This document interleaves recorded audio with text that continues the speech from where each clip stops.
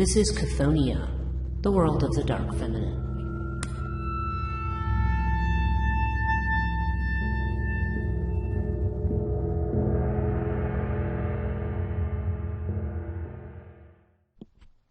Hello and welcome to Chthonia, the podcast dealing with the dark feminine. I'm your host, Breach Burke. This week we're going to finish up our series on Chinese and Japanese folklore and the dark feminine. And we're going to talk about the Nu Gui. And I hope I'm saying that correctly. I've gone through several pronunciations to try to get that right, but I think that is how it's pronounced. And Nu Gui refers to a type of female ghost. Now, what I want to talk about first, this is how I'm going to organize this particular podcast. I'd like to talk about the idea of ghosts and the afterlife in China first. I want to discuss that. And then specifically what the Nu Gui is and what type of ghost that she is, and how she relates to some of the traditional aspects of the dark feminine. I'm then going to read to you about 3 or 4 stories, none of them are long, about the Nu Gui. And I want to talk about a particular aspect of at least some of them, which has to do with suicide. So that's going to be what I basically cover in this episode. So, excuse me. So we'll get started right off. Now, in terms of ghosts in China, particularly in ancient China, I'm looking at an article from the World History Encyclopedia by Emily Mark. And she mentions that ghost stories, one of the earliest forms of literature, part of an oral tradition before writing developed during the Shang dynasty, which was from about the year 1600 to 1046 BCE. Now, ghosts were taken very seriously by the Chinese, whether they are in modern times, where China's views tend to be more atheistic and less centered around the world of spirit, even though there are certain approved forms of spirituality that exist in China. We don't, nonetheless, I don't know that ghosts in modern day China are really, it may be a matter of, if you believe in them, perhaps they affect you, as she says here. Now, the way that this works, if when a person dies, their soul journeyed across a bridge to the afterlife. They were judged as worthy or unworthy on this crossing. If they had lived a good life, they continued on, or if they'd done evil, they fell from the bridge into hell. Well, I'm sure that's a Western, a Westernization of that. Certainly, this is actually very similar to Zoroastrianism, where you also have the idea of this bridge, between realms, and the idea of falling off the bridge. It's not, it's not an idea that's exclusive to Chinese culture, but the idea that you are going to, hell is our term. Nonetheless, that you do have this idea of punishment that's worked in. Now, whether this has always been the case or not, again, that's also potentially in dispute. However, we're going with this idea, especially when we're dealing with ghosts, about this idea of judgment, divine judgment after death. Now, if the soul reached the other side, they were either reincarnated or went on to live with the gods, depending on the beliefs. Buddhists, for instance, believed that people were often reincarnated, while Confucians believed the ancestors dwelt with the gods and could be prayed to for assistance or protection. The first step in this journey was one's burial and funeral service, and if this was not done right, the soul of the deceased would return to the earth to haunt the living. And this, of course, is very similar to many ancient cultures in the Far East and the Near East. You had to have proper burial rites, or you ran the risk of having restless dead, which was many of these spirits are. I'm going to have a podcast coming up on the Aori, which is the Greek version of the restless dead. And I mention them because many of the reasons that these troubled female spirits hang around are quite similar to that of the Aori. So you have this unique class of ghost that doesn't cross into the other world for any variety of reasons, and who therefore may attack the living or may otherwise try to get their revenge on the living for a certain reason.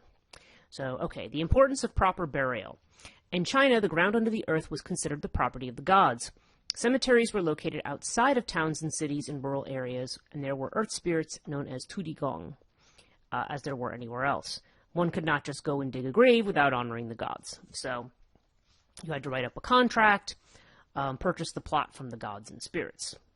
Okay, and you place the document in the grave and honor it by paying a certain amount of cash. Since physical currency was of no use in the afterlife, people would purchase sheets of paper, cut out a certain amount of bills from it, write denominations on them, and burn them at the grave. And once this was accomplished and signs were received that it was acceptable, the person could be buried. And since it was hoped that the person's soul would pass over the bridge to the land of the gods, grave goods were included in the burial, which consisted of favorite objects and food. Again, very similar to the ancestral tombs of many, many cultures. The dead then had to be mourned for an appropriate amount of time. For parents and grandparents, the minimum was 3 years, during which one had to wear special mourning clothes, could not attend parties, listen to or play music. In the case of government positions, go to work. Get 3 years off because somebody dies. Government officials had to resign for 3 years when a parent or grandparent died, and failure to report a death to the authorities carried penalty of exile or hard labor. These rules and many others applied to royalty as well as the peasant class, and if any of these were not done properly, it was ignored, the soul of the deceased would return to the earth. Okay, so then they talk about the parts of the soul. And Jung talks about this too in The Secret of the Golden Flower. He says there's 2 parts to the soul, the Po and the Hun. The Po is the yin aspect, or feminine aspect, associated with darkness, water, and earth. The Po was, as in the words of Charles Ben, the governor of the physical nature of man and gave form to the fetus in the womb. The Po was the animal nature of man, instincts and urges that first became apparent after birth when the behavior of an infant was clearly centered on fulfillment of its own needs. So, this is the yin aspect, which is, it's that puts a really negative spin on it, that it's very self-centered. But it's the idea that one has not achieved independence. There's definitely still a reliance on others. So the Po is the Po aspect is one that requires assistance, or somewhat clingy, or requires the intervention of someone else. The Hun was the yang aspect, associated with light, fire, and heaven. Ben writes, it governed the intelligence of man. At birth it was weak, but evolved and strengthened as the child's reason developed, especially after the age of 6, when education began. It reached full maturity at the age of 20, but did not perfect itself until the age of 50. These 2 parts of the soul work together to make life possible for a person. The Hun, or reason, governed the Po, instinct, but the Hun needed the Po in order to survive. After death, these 2 aspects could return to cause problems for the living if proper burial rites had not been observed, or for other reasons such as unfinished business, a vow taken to right a wrong, or just a visit. Okay, now Po and Hun hauntings. Stories of ghosts haunting a house where they once lived, haunting relatives, or appearing to strangers for help are all examples of Po hauntings. The yin spirit still attached to the earth because proper rituals were not observed to release it. One of the best-known stories of this type is about the ghost of a young girl who visits the home of some brothers. The spirit was so irritating they caught it and put it in a bag and threw it down a well. The next night it came back carrying the bag and haunted them again. They stuffed it back in the bag, tied a rock to it, and threw it in the river. The next night now, the little girl came back, and this time the brothers put her in a hollowed-out log, which they capped on each end and set adrift. The spirit thanked them for a proper burial and never bothered them again. Hun hauntings were different because the Hun's not attached to the body. Stories about spiritual possession, ghosts appearing as though they were still living, or ghosts taking revenge on the living are examples of Hun hauntings.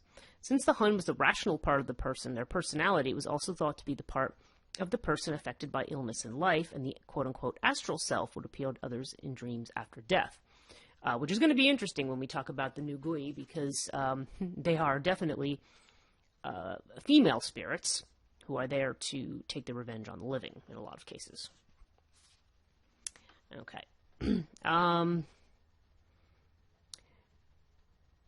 So we have the Po and the Hun, okay. And they're sometimes, when they returned, were generally known as Gui, which is where we get the term Nu Gui. Now here she mentions the Nu Gui as the spirit of a woman who was abused in life and usually murdered. She, murdered or committed suicide, I should add. She haunted the house or place where she was killed seeking justice. The Nu Gui could act like a succubus and draw the Hun aspect from the soul of men, killing them. They would scare women, but they would always kill men. Okay. Now, some other things about the Nu Gui. I'm reading this from another site about the China beasts and legends. The Nu Gui, who translates to female ghost, is a vengeful female ghost in a white dress with long black hair that has a burning desire to take revenge on the person that caused her misery in life. Nu Gui come into being when a woman commits suicide after being wronged or experiencing some form of injustice while she was alive. According to related folklore, if the woman in one of the aforementioned situations has a red dress on when she commits suicide, the chances of her becoming a Nu Gui are even greater. This is why Nu Gui are often depicted wearing a red dress rather than a white one. In such a case, the ghost is referred to as Hong Yi Nu Gui, where Hong Yi translates directly to red clothes. The reason that wearing a red dress increases the chances of becoming a Nu Gui is because, upon death, when the soul enters the shadow realm, the immortal demons could collect souls and escort them to the underworld will mistake the soul for that of a living person and ignore it. According to Chinese mythology, if a living person has an out-of-body experience for whatever reason, their soul may enter the shadow realm momentarily before turning to the earth realm and their physical body. And since the color red symbolizes joy, justice, and nobility, souls that enter the shadow realm wearing red are often mistaken for the souls of the living. Okay. There are documented cases in ancient China of families of women who have committed suicide dressing her corpse in a red dress before performing burial rites in the hope that she will return as a Hong Yi Nu Gui to wreak vengeance upon her aggressor.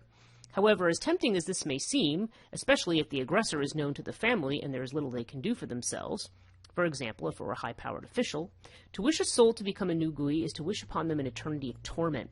It is believed that the Nu Gui are unable to take the journey through Diyu and re-enter the cycle of reincarnation. Instead, they will be forced to roam the earth and shadow realms forever, becoming more and more vengeful with time. Having said that, there is said to be one method that a Nu Gui may finally find peace and be allowed to re-enter the cycle of reincarnation, and that is by the grace of Nuwa. If somehow a Nu Gui is located by the Great Mother, Nuwa, and takes pity upon that soul, they have a chance to release their hate and re-enter the cycle of reincarnation. That's interesting, because now you have... basically what it is you have a dark feminine, the red dress, as we can see. We've seen this in other figures, as representing this... well, it's interesting because they're associating with life and living and sensuality and earth. But when it comes associated with this kind of a female, it almost represents the way in which death is a necessity. There's wearing the red dress is almost a signal that one is going to continue carrying on in their earthly life, even though they're dead. So it ends up having an interesting connotation here, and the idea that there's more of that more positive feminine attributes, or let's just say less dark ones, are the ones that can potentially balance out this kind of soul and allow it to enter the cycle of reincarnation. Now, they also note that some ancient folk tales have a different take on what a Nu Gui is. Some believe that they're beautiful female ghosts that can make themselves appear alive and that seduce men to suck out their yang essence before sending them to their death. So in that case, you're looking at a being that's more like a succubus, more of a Lilith-type figure.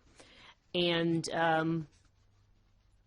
I think that is... I don't know that shows up in the majority of cases, but they can be...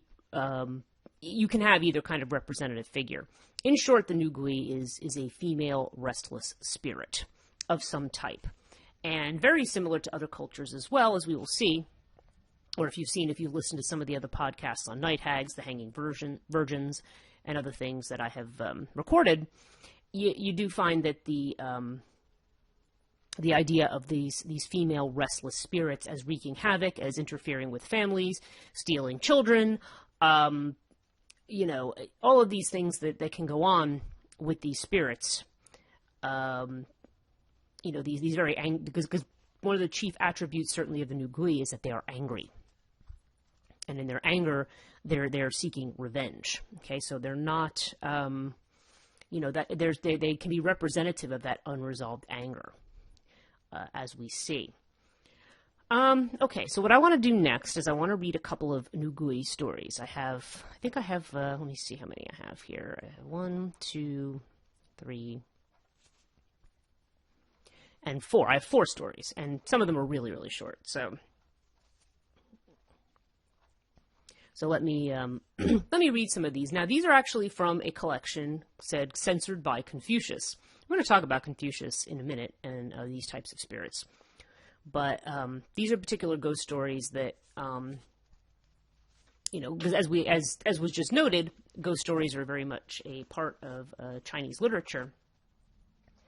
But Confucian thinking, which of course would be promoting a type of narrative that has to do with family harmony, would not necessarily be, accepting of stories like this, or would necessarily want to see stories like this propagated, because they may lead people into disharmonious situations.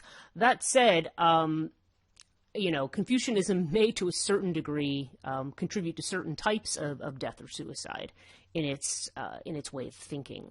But I'm going to get to that last. Okay, so the first story I have is called The Lady Ghost of the Western Garden. Now, this one is more about, this one's a little bit, there's more of a twist in this one, but I'll read it to you. A man by the name of Zhao, who hailed from Hangzhou and went traveling with his friend, a Mr. Chen.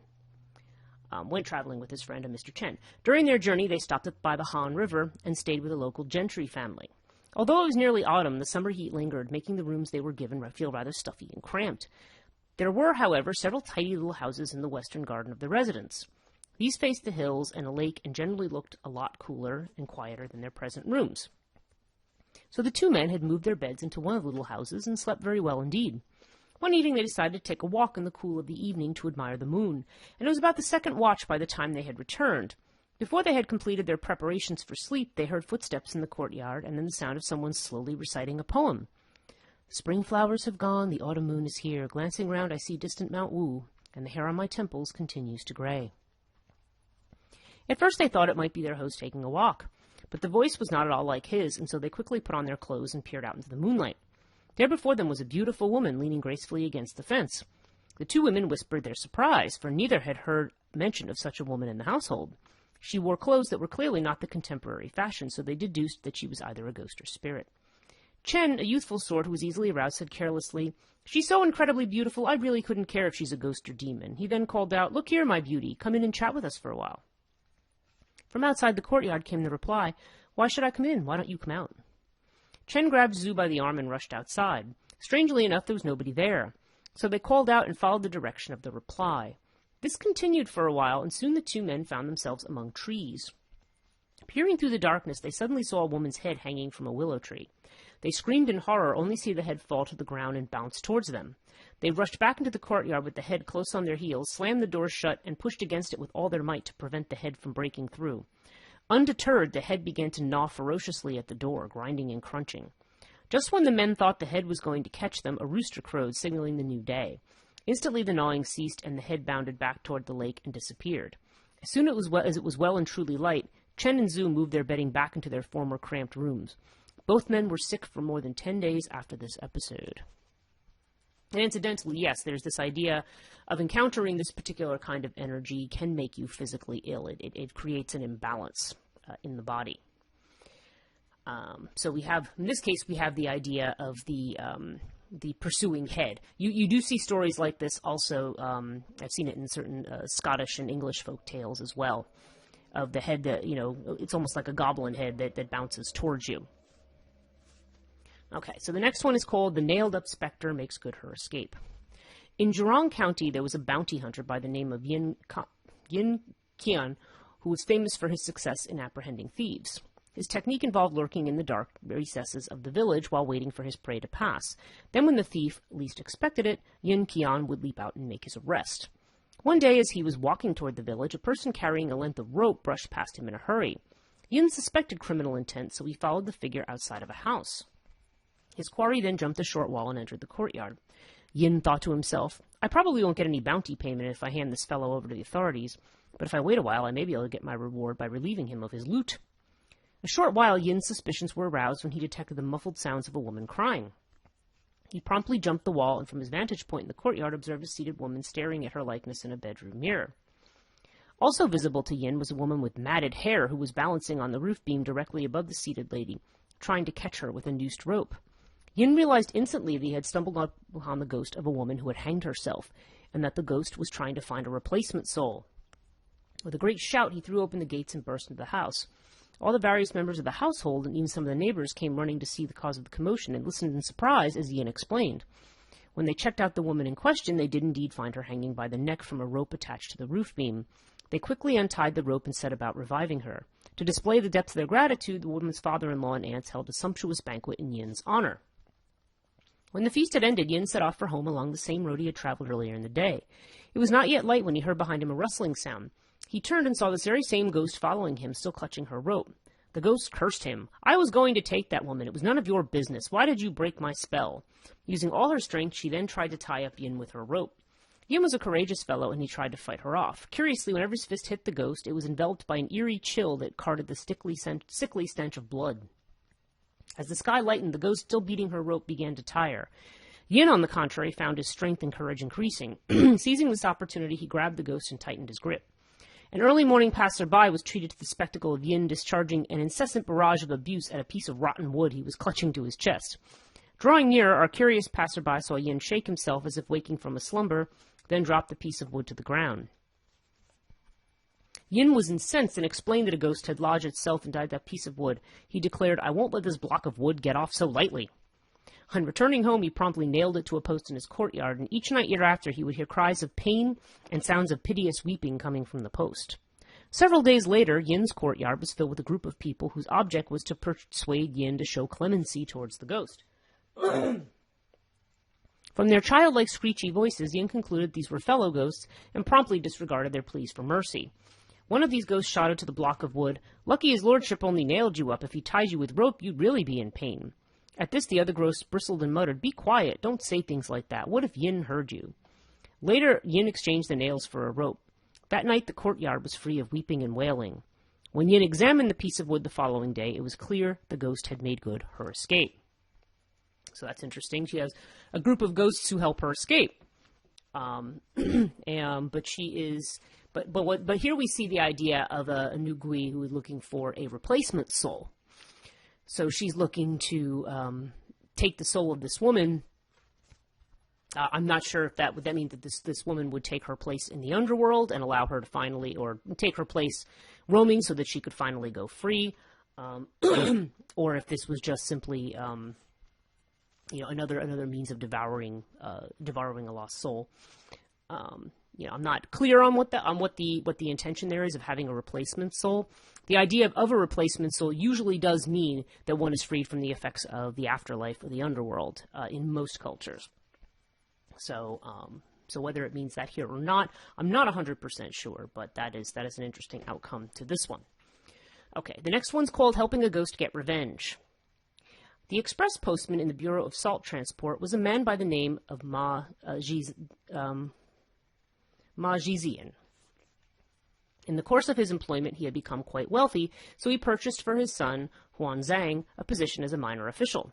Now, the son himself became a very talented bureaucrat, and soon he grew even wealthier than his father. It wasn't long before the Ma family were millionaires. Years passed, and Jizian, now an old man, bought a concubine whose surname was also Ma. The two of them developed a deep and trusting bond. Jizian was so appreciative of his concubine's efforts that he said to her one day, in reference to his accumulated wealth of several thousand caddies of gold, "You have been such a loyal and attentive assistant in my old age that I've decided to leave you all my property when I die. I don't mind whether you stay on with my family or remarry after my death. It is up to you." 5 or 6 later, Ma Jian became gravely ill and called his son to his side. "This woman has been a devoted concubine. I want all my savings passed to her when I die." However, after his father's death, Huan Zhang did nothing of the sort. He and his uncle, Mr. Wu, a former prefect in Guangzhou, plotted to ensure that the money stayed with them. Huan Zhang explained his problem to Wu, concluding, "Who would have thought that my father would want to leave all this wealth to this woman? What a dreadful waste. This shouldn't be too difficult to sort out. I'll come and help you chase her out of the house," Wu responded. Several days later, Huan Zhang told the concubine to leave the house where she and Jian had lived, using the excuse... Jizian, sorry. This name I'm definitely getting wrong, I'm sure. Using the excuse that she should sit with the coffin and wait till the soul had left the body. As soon as she was out of the house, Huan Zhang and his wife transferred all the dead man's possession, including his treasures, to their own room. They then locked the door of the old man's house. Naturally, the concubine remained oblivious to the theft. When the 7 days of mourning were over and Ma Jizian's soul had left his body, the concubine returned to the house, planning to go back to her rooms in the inner chambers and begin her life as a widow. Mr. Wu then shouted harshly at her, "Auntie concubine, don't go back in there. You're too young to remain a chaste widow all your life. Why don't you pack up your things and go home to your mother? She'll find you another man. I'll make sure the young master gives you some money." Wu then asked Huangzang to take 50 caddies of silver to the concubine. Huangzang hurried out saying, "Look, I've got it all ready for you." But the concubine insisted she wanted to return to her rooms. "I'm sorry," Huangzang said, "but this is what our uncle, Prefect Wu, has instructed. I'm sure he's not to be mistaken in this regard. We've packed all your belongings into boxes. There is no need for you to go back into the house." The concubine, accustomed to obeying orders of husband and stepson, was also afraid of the power of Prefect Wu. She had no option but to order a carriage and leave, barely able to suppress her tears. Huangzang, needless to say, was grateful to Wu for devising such a scheme. Several months later, during the preparation for the Ghost Festival of July 15th, the concubine decided to return to the Ma residence to make offerings in honor of her dead husband's spirit. By this time, the money she had taken home had been squandered by her brothers and parents. On the 12th of July, she took some incense and other paraphernalia for worship and set off for the Ma residence. Huangzang's wife saw her approaching and hurried out shouting abusively, "You're a shameless hussy, coming back after you've left the family." Her entry into the main rooms thus blocked, the concubine was ordered to remain in the corridors that ran through the outer sections of the residence and instructed to spend the night there before making her offerings. "You must leave as soon as you complete the worship. I won't allow you to stay a minute longer," she was told. The concubine cried and sobbed all night long, the noise ceasing only around the 5th watch. The next day her body was discovered hanging from a roof beam. Huangzang bought a coffin for the body and performed the appropriate funeral rituals for her. The concubine's family made no complaints, nor did they call for investigation of the death, since they were too frightened of Wu's authority. For his part, Huangzang felt uncomfortable remaining in a house where a ghost might be living, so he sold it to a Mr. Zhang and bought an even more luxurious mansion. Mr. Zhang had been a devout Buddhist from a young age. During his nightly prayers, he encountered the spirit of the sobbing concubine. He eventually found out what happened. In addition to being angry at having been sold a haunted house, he was quite indignant at the injustice of the concubine's treatment. He said to the ghost, "Mistress Ma, if my family and I paid a lot of money for this house, it wasn't as if we took it by force or anything like that. The hatred you have for Mr. Wu and Huangzang, moreover, has nothing to do with my family. How would it be if I delivered you to Huangzang's new house, myself, tomorrow night around the 2nd watch? The ghost smiled her assent and disappeared. The next night, Zhang made a tablet for the ghost, burned incense in preparation, then delivered her to the gate of Huangzang's new residence. "Wait here. I'll go knock on the door," he whispered to the tablet. He then walked over the door, knocked on the door, addressed the doorman. "Has your master returned for the night?" "Not yet, sir," came the reply. Zhang returned to the ghost and said, "You might as well go in now and prepare to take your revenge." The doorman laughed, thinking Zhang some sort of lunatic talking nonsense to himself, and thought nothing more of it. For his part, Zhang returned home and spent an anxious night without sleep. Even before the sun had risen the next morning, he rushed back to the Ma residence to find out what happened. The same doorman was standing at the entrance. Zhang asked him, "Why are you working so early?" "You know, as soon as the master returned last night, he became gravely ill. His situation is quite critical now," replied the doorman. Zhang was terrified at this news and hurried back home. Later that afternoon, he made his way back to the Ma's mansion and discovered that Huangzang had already died. Several days later, Mr. Wu also passed away. Huangzang died without sons, so his property was claimed by relatives. Wu also had no descendants, so the fortunes of this family line went into an immediate decline. Okay.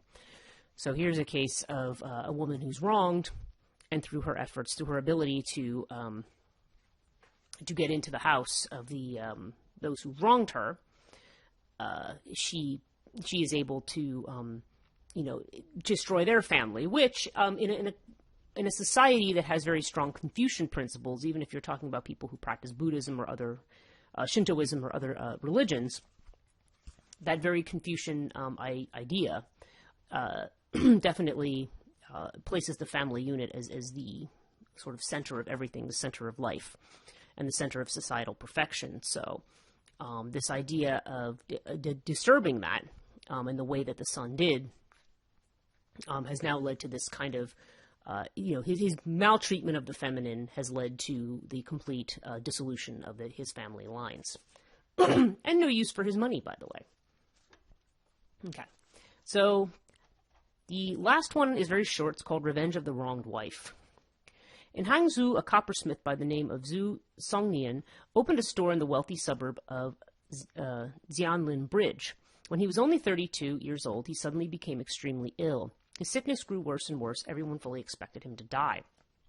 His wife cried and saying, "We have 2 young sons. How will I manage if you die? I'm going to pray to the gods to exchange my life for yours." There's also a Greek play about something like this, but it's probably a very different outcome. He says, then you would be able to raise our sons to be good husbands and fathers themselves. The family line will thus continue without your having to remarry.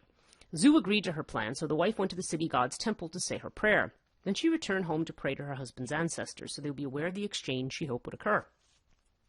Surely enough, she grew sicker and sicker as her husband grew stronger and stronger. Within the year she had died. It wasn't long after her that Songyin remarried, having forgotten his promise. On their wedding night, Songyin and his new wife, Mistress Cow, found themselves unable to consummate their union. A cold body lay on the bed between them. The bride leaped up in terror, and in the light of the candle they saw lying on the bed the maid of Zhu's former wife. Clearly possessed, her mouth moving mechanically, she heaped a torrent of abuse on them. The newlyweds slept like this for 4 or 5 months, having failed to placate the ghosts with prayers and offerings. Zhu Songyin died soon after this. Okay, so that one is interesting because there's a promise that made, and again, the family is the center. Now, there's, so there's this idea, so there's certainly a didactic element to this idea, there's kind of a moral, lesson in terms of those who, abuse the social order, who abuse different members of the family in their different roles, that this becomes a problem. And, and so therefore that this can not only result in the dissolution of the line, but this can also, it can create problems. Here you have newlyweds who can't consummate their marriage. And then of course then the death of the husband, who was supposed to be there to, to raise, in other words, the injunction was that he would not remarry in exchange for his wife giving up her soul, which is quite a thing to ask of somebody, that they're going to go to the underworld in your stead. One of the aspects that I want to talk about with these particular type of ghosts, in some cases you see that there is murder, but in a lot of cases you see for the woman there is suicide because of an injustice. Now, there's different types of Nu Gui who are either murdered or commit suicide. The particular films I'm thinking of in Japanese horror more than Chinese are the idea of The Ring and The Grudge, where you have these characters. Samara, I'm going by the American version of it, but Samara in The Ring actually already has supernatural powers, and then, she's so terrifying that they actually murder her and put her down a well, which only actually makes the situation much worse. Because, one of the things here is that death does not actually stop the problem. And in The Grudge, you actually have a whole really horrific family situation where the entire family is murdered, and the female spirit, the Nu Gui, now assaults anybody else who comes in connection with that in attempting to destroy. In Greek mythology, when I teach my classes on that, I talk about the themes of incest and cannibalism in mythology, and in the way in which, because there's also, even though they are not, more Confucian in their way of thinking, they're not placing societal role as the central or pivotal point.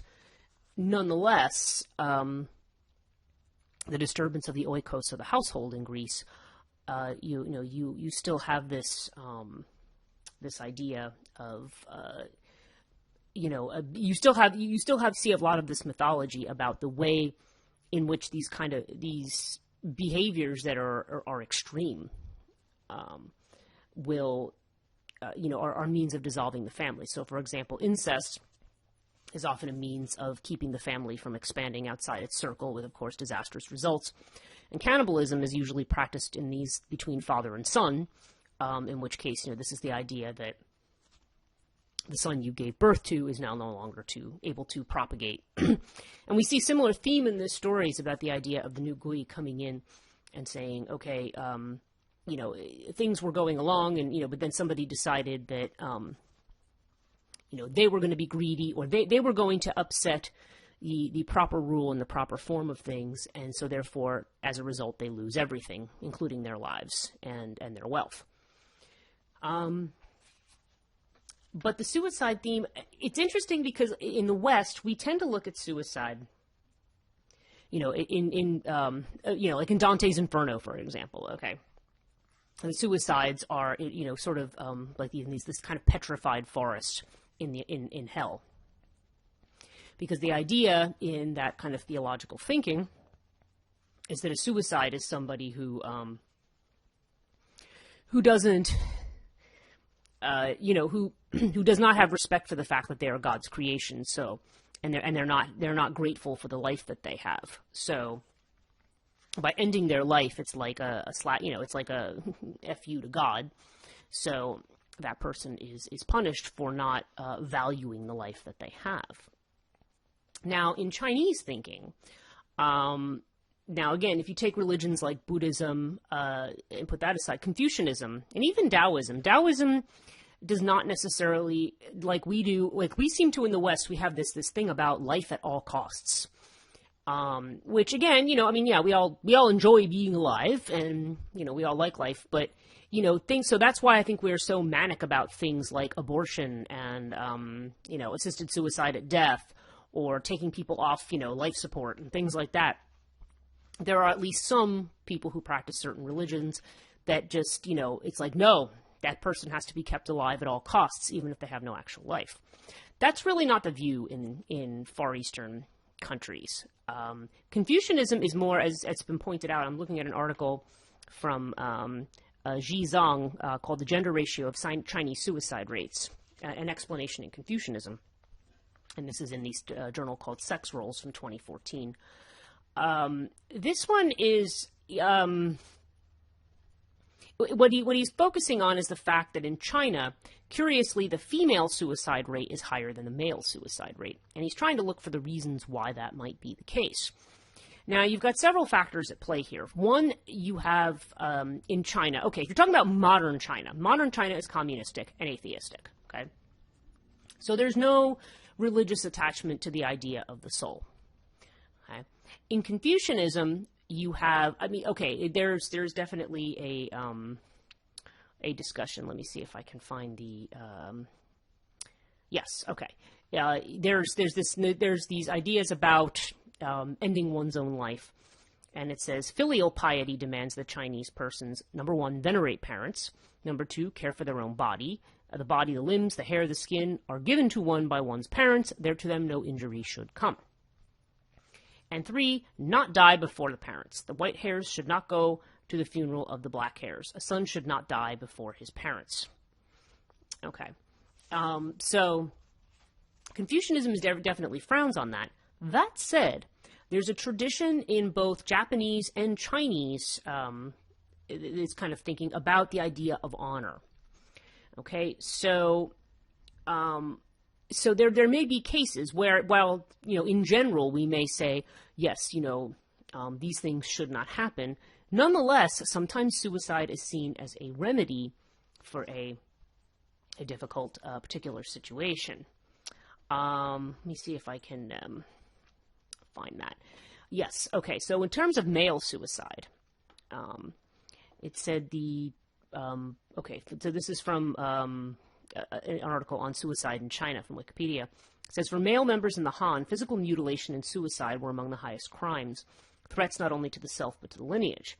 Ritual suicide was long practiced in traditional Chinese culture, owing both to the power of the state to enforce collective punishment against the families of disgraced ministers and Confucian values that held certain failures of virtue were worse than death, making suicide morally permissible or even praiseworthy in some altruistic contexts. Confucius wrote, for gentlemen of purpose and men of Ren, which is the principle, that perfection principle within Confucianism, while it is inconceivable that they should seek to stay alive at the expense of Ren, it may happen that they have to accept death in order to have Ren accomplished. Okay, so there may be cases, in other words, where it is honorable to kill yourself to avoid shaming your family line. Now, female suicide is a little bit different. It says that becomes a common practice towards the end of the Ming Dynasty and reaches its high during the early Qing Dynasty. There were many different ideologies and social circumstances which led to this spike. And they mention historian Janet Thies saying that the Han have had a practice of women committing suicide to preserve their chastity, while the Manchus had a practice of wives committing suicide to follow their husbands into death, very similar to the Hindu idea of sati. The loss of a woman's chastity was viewed as shameful to the family, so the act of suicide to preserve chastity was seen as a heroic act. Conversely, the Chinese have also historically seen suicide as an act against filial piety, as we just mentioned. Chastity was greatly vowed by widowed women, especially those who had not borne a son, who were very likely to be forced into a new marriage by their in-laws. Scholars have stated these women were made to choose between losing their chastity and potentially shaming their families or taking their own lives.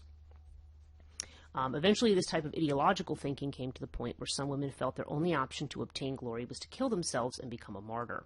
The Qing government passed a law attempting to help preserve female chastity by allowing widows to inherit their husband's wealth and property, which led families to want to marry off their widowed daughter-in-law so the fortune would be returned to the clan. Okay. Now, there's also just for more context, we're going to look at the Japanese. There's an article in Psychology Today by Sam Louie, and this was also from 2014, June 30th. He talks about Asian honor and suicide. And he said suicide in Asia has been seen as a means of atonement. He says suicide has long been a way to preserve one's family honor in Asia. Unlike the West, where religions like Christianity view suicide as a sin carrying a negative connotation, suicide among Asian countries is seen as a means of atoning for disgrace, defeat, or any other dishonorable action or event. The tradition of suicide instead of defeat, capture, or perceived shame was deeply entrenched in the Japanese military culture and dates back hundreds of years when the Japanese samurai reigned. We've heard of the idea of harakiri, which is basically disemboweling oneself. The samurai lived by the Bushido code of loyalty and honor till death. In feudal Japan, much like other Asian cultures, family was central and paramount to existence, thus shame and dishonor affected the whole family. Families shared genes. If one noble samurai lord became widely known to have done something shameful, this would have affected the prospects of his whole family. His daughters would not marry well, and his brothers would have to work hard to achieve position of influence and power. Okay. So he talks about the idea of a sense of duty, not wishing to be harmed by the actions of one person. Somebody, kills themselves rather than damage the reputation. Unlike Christianity, where suicide is a sin, sins from the family of dead Japanese individual bringing restitution and restoration to the family tainted by the original blemish. So the suicide can be, he says, an act of atonement.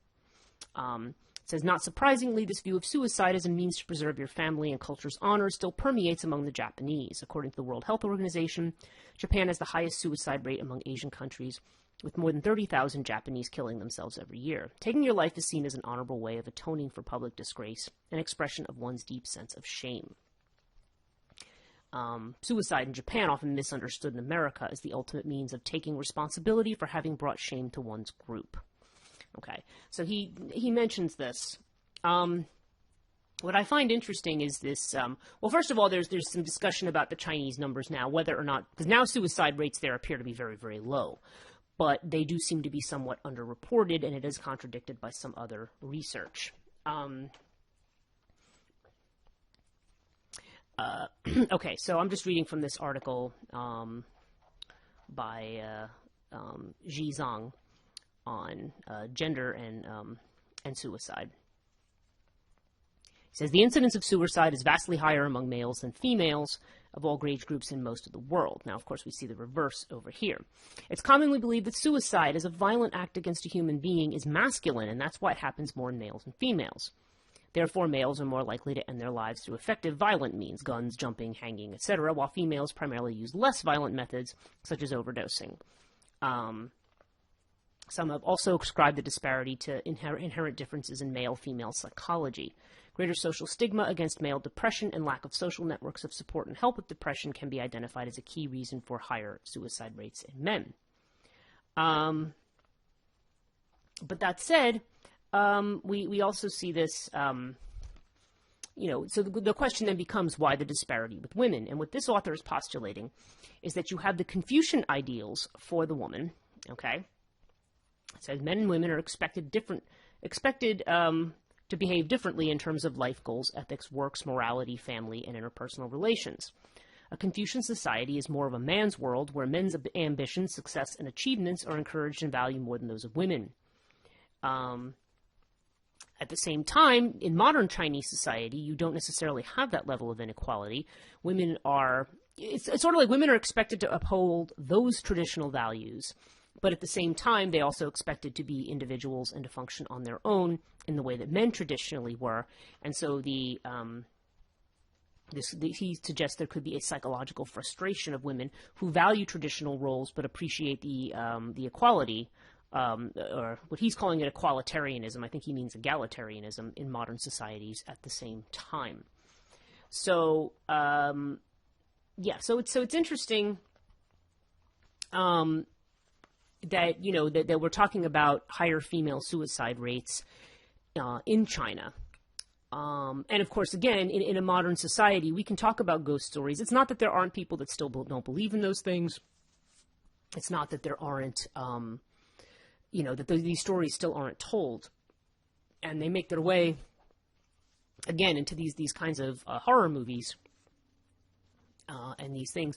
Where generally, though, where you see women who either have these sort of extraordinary powers or women who are behaving in a who are really stepping outside the model. For example, in The Grudge, the chief female character there is having an affair, and then her husband reads her diary and finds out, and that precipitates all of the violence and gore that leads to the whole situation there, of this Nu Gui, her becoming a Nu Gui. So, so in that case, it's not a case of her husband wronged her; she's the one who commits the wrong. And whether or not you want to just say that it's not always the woman who's a victim, and whether or not these more aggressive kinds of ghosts, these female spirits, if they differ from the more traditional Nu Gui, it's hard to say exactly. They seem to be more variations on each other. But there definitely seems to be a kind of moralistic tone, in a culture where, there's certain societal expectations that are very, very strict, much stricter than what we think of in the West. Even if we want to go back to what we like to coin as the quote-unquote 1950s family, nuclear family, you still don't see this same level of Confucian fulfilling roles, Confucian idea of Ren, or of the way in which one is supposed to fulfill one's role in the family. Which, by the way, also is the idea that the collective is more important than the individual. Okay? So your individual wants do not outweigh the collective. That's a very feminine idea, because collectivism, as I note in my book, Death and the Maiden, collectivism is a very feminine idea. And that's why we're very, very anti-feminine in this country in the way that we do things. Our approach to femininity can be very, very toxic, because we're all about the individual. And as I've said before, there's nothing wrong with individuality, okay? It's perfectly fine to, stand up for yourself as an individual. But nonetheless, the needs of the community also have to be considered. I mean, going through COVID, to me, that's a real test of how well do we hang together as a society. I mean, do you care about the health of other people, and do you act accordingly? Or do you say, well, I only care about myself and my rights and screw everybody else? That's individualism taken to an extreme, and both things can be taken to an extreme. You can have an extreme collectivism that results in a very crushing kind of national socialistic model that we associate with the negative aspects of communism and things like that. So yeah, it's not that one is necessarily better than the other, but the two need to be kept in balance. Nonetheless, in a Confucian model, the collective is more important than the individual. So what you want for yourself is not as important as what goes for the group. And a lot of times these stories seem to come when somebody decides that their own selfish desires, which they associate with the Po, then become, that becomes the motivator for action, rather than thinking about the greater good.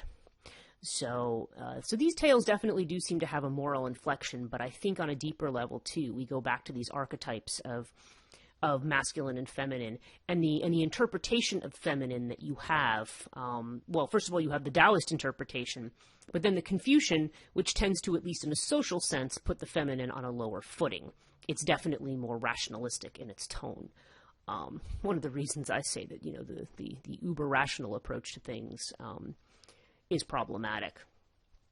But, but the idea should be, and supposedly is written into the rational laws, that that compassion for others in the group is also, should be part of that inherently. That should be part of the inherent harmony of the situation. But as we see, that doesn't usually work out because, I hate to say it, Confucianism and ideas like that, those kind of traditional ideas about gender, don't take into account the way human beings actually are. And again, that almost becomes back a kind of corrective model again, like we see in the biblical view, that somehow our humanness has something to be corrected. And I would argue that it isn't. I posted to Twitter recently for those who follow it, and actually it won't be very recent by the time this is released, but there's a lecture by Alan Watts called Why the Urge to Improve Yourself. I urge you to look it up on YouTube, because you can literally look up Why the Urge to Improve Yourself, Alan Watts, and you will find it, because he says a lot more on this subject than I ever could. Okay, that's it for now. I want to thank you again for listening. Please visit my work on Chthonia.net. If you wish to support my work, please visit patreon.com/Chthonia. I'm on social media at Chthonia Podcast. It's 2 words on Instagram. It's 2. I always do this backwards now. 2 words on Facebook. 1 word, Chthonia Podcast. 1 word on Instagram and Twitter. And of course, if you're on YouTube, it's just Chthonia. I want to thank you all so much for your support and see you in the next episode.